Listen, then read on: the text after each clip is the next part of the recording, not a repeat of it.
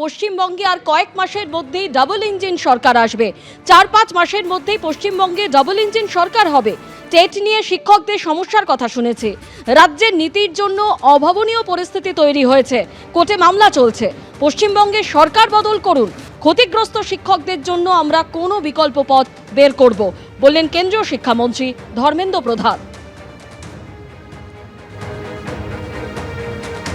तो आने वाले 4-5 महीने के बाद बंगाल में भी डबल इंजन सरकार लगेगी।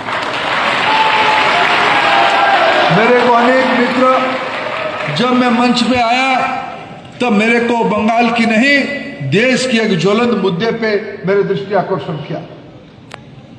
टेट के बारे में मेरे को कहा। मैं जानता हूं, मैं आपके कष्ट को समझता हूं। मित्रों, पिछले सरकारों की गलत नीतियों के कारण आज देश में एक अभावनीय परिस्थिति बनी। यह मामला कोर्ट के सामने है, लेकिन मैं जिम्मेवारी लेकर कहता हूं, आप यहां की सत्ता परिवर्तन करिए, राज्य सरकार बनवाइए। हम टेट से प्रभावित शिक्षकों के लिए कुछ ना कुछ रास्ता निकालेंगे, कुछ ना कुछ मार्ग हम निकालेंगे। কেন্দ্রীয় শিক্ষামন্ত্রীকে পাল্টা জবাব দিয়েছেন রাজ্যের শিক্ষামন্ত্রী ব্রাত্য বসু। তিনি বলছেন যে ভিত্তিহীন অভিযোগ করছেন ধর্মেন্দ্র প্রধান। কেন্দ্রীয় শিক্ষামন্ত্রীর নিশানায় তৃণমূল সরকার আর ধর্মেন্দ্র প্রধানকে পাল্টা জবাব দিয়েছেন রাজ্যের শিক্ষামন্ত্রী ব্রাত্য বসু। তিনি অভিযোগ করছেন, ভিত্তিহীন অভিযোগ করছেন কেন্দ্রীয় শিক্ষামন্ত্রী। বেলেঘাটার তৃণমূল নেতা রাজু নস্কর, ভোটের মুখে তাকে গ্রেফতার করা হয়েছে। প্রমোটিং এর বিবাদে হুমকি মারধরের অভিযোগ উঠেছিল তার বিরুদ্ধে। রাজু নস্করের ঘনিষ্ঠদের বিরুদ্ধে হুমকি মারধরের অভিযোগ।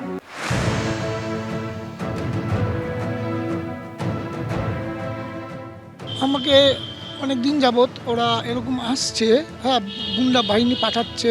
বাড়িটা আমরা 75 বছর থেকে রয়েছি, আমার বাবা ঠাকুরদারা সবাই রয়েছে, আমরাও আছি, সব ভাড়াটিয়া মিলে রয়েছি। এটা ঠিকা জমি, কিন্তু ওরা বলছে যে আমরা। ওরা কারা?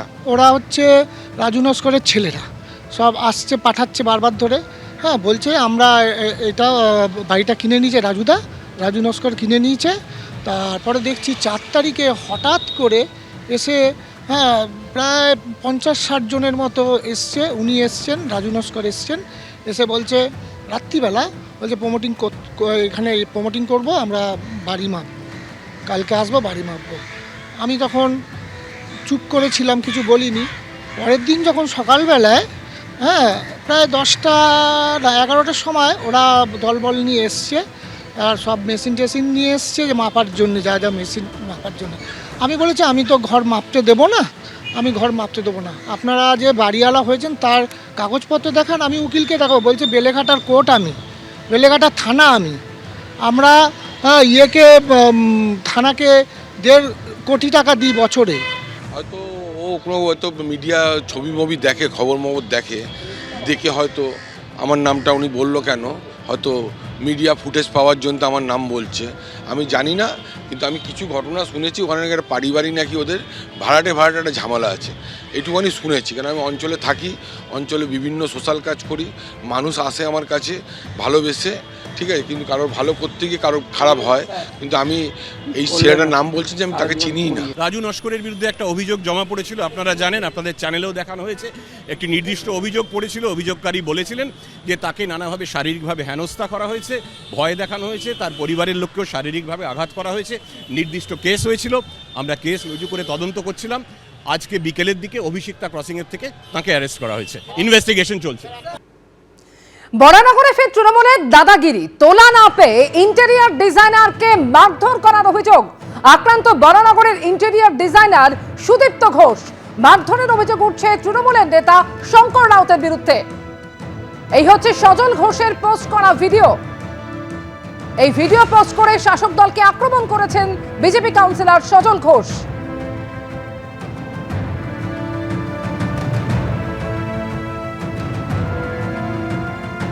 1 লক্ষ টাকা তোলা চান শঙ্কর রাউত, দাবি করছেন ওই ইন্টেরিয়র ডিজাইনার। যদিও তোলাবাজির এই অভিযোগ অস্বীকার করেছেন তৃণমূল নেতা শঙ্কর রাউত। টাকা না দেওয়ায় বাড়িতে ঢুকে মারধর করা হয়, এমনকি ক্লাবে টেনে নিয়ে যাওয়া হয়েছে বলে অভিযোগ উঠছে।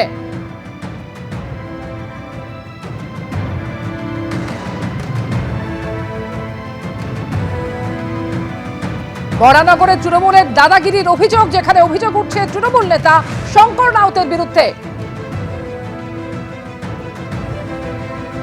টাকা না দেওয়ায় বাড়িতে ঢুকে মারধর করা হয়, ক্লাবে টেনে নিয়ে যাওয়া হয়েছে বলেও অভিযোগ উঠছে।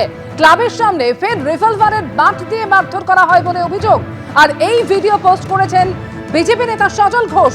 এই ভিডিও পোস্ট করে তৃণমূলকে আক্রমণ শানিয়েছেন তিনি, যার বিরুদ্ধে অভিযোগ উঠছে শঙ্কর রাউত কোনো রকম মারধর করা হয়নি বলে দাবি করেছেন তিনি।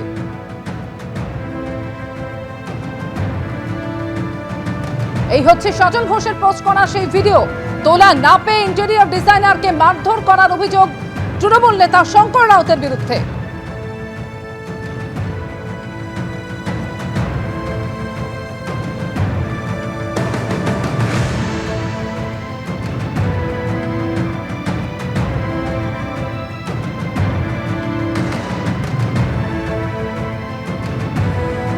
যাকে মারধর করা হয়েছে বলে অভিযোগ উঠছে সুদীপ্ত ঘোষ। তিনি দাবি করছেন যে অনেক টাকা বকেয়া থাকায় কাজ বন্ধ করে দেন তিনি।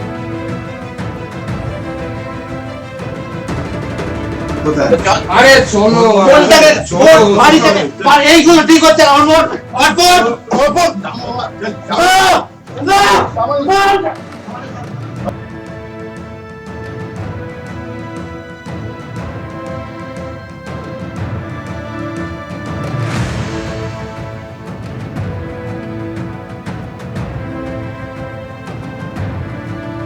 এই হচ্ছে সজল ঘোষের পোস্ট করা ভিডিও। এই ভিডিও পোস্ট করে শাসক দলকে আক্রমণ শানিয়েছেন তিনি এবং এই ঘটনায় অভিযোগ উঠছে তৃণমূল নেতা শঙ্কর রাউতের বিরুদ্ধে। অভিযোগ যে একজন ইন্টেরিয়র ডিজাইনার সুদীপ্ত ঘোষ তাকে মারধর করেছেন তিনি। আরে শোনো বাড়ি থেকে এইগুলো ঠিক হচ্ছে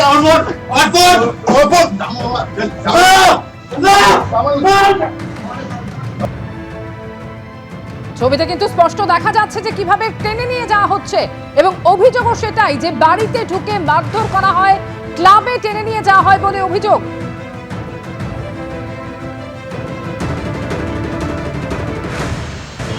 তো আমাকে ফোনে বলছে এক্ষুনি আসুন, ক্লাবে আসুন, শঙ্কর রাউতের এখানে আসুন। আমি যাব না। আমি একটা জায়গায় কাজ করেছি, সেখান থেকে আমি পেমেন্ট পাইনি। আমি বাধ্য হয়ে আমার লেবার মিস্ত্রি চালাতে হচ্ছে। আমি পেমেন্ট না পেলে আমি চালানো সম্ভব না। আমি বলেছি আমি কাজ বন্ধ করলাম। কালকে এসে তখন ঘরের মধ্যে আমাকে বলে যে চলো এক্ষুনি এখানে। আমি যাবোটা কেন? আমি কাস্টমারের সঙ্গে কাজ শঙ্কর রাউতের ওখানে, ক্লাবে এসো। আমি কেন ক্লাবে যাব? আমি কাজটা শুরু করেছি লিগাল এগ্রিমেন্ট করে। আমার কাছে এগ্রিমেন্ট কপি আছে। আমি ওনাকে বিল প্রোভাইড করেছি, পাকা বিল দিয়েছি। কোম্পানি অ্যাকাউন্টে পেমেন্ট কালেক্ট করছি পার্ট বাই পার্ট। উনি 4 মাস ধরে আমাকে ঘেঁতিয়ে পেমেন্ট দিচ্ছে। আমি পেমেন্ট দিতে পারি, আমি দেবো না, যাবো না, কাজ করবো না বলতে তখন বলছে আমাকে এক্ষুনি 1 লাখ টাকা দেয়। আমি কেন দেবো না? 70,000 দেয়। আমি কিচ্ছু দেবো না। তখন আমার পকেটে মোবাইলটাকে, ওই দেখবেন ভিডিওতেই দেখবেন, আমার মোবাইলটাকে কেড়ে নেওয়ার চেষ্টা করেছিল, কেড়েও নিয়েছিল। আমার পকেট থেকে হিজড়াতে আমাকে নিয়ে গেছে, দিয়ে একটা টোটোতে বসিয়ে ওইখানে নিয়ে সেখানেও মেরেছে আমাকে। একটা রিভলভার নিয়ে এসেছিল। ওই 8 জন ছিল, নিচে আরও 3 জন ছিল এরকম। আর ওখানে ওই অ্যাডভোকেট, ভদ্রলোক, ভদ্রমহিলা তারাও ছিল। এবিপি আনন্দ, এগিয়ে থাকে, এগিয়ে রাখে।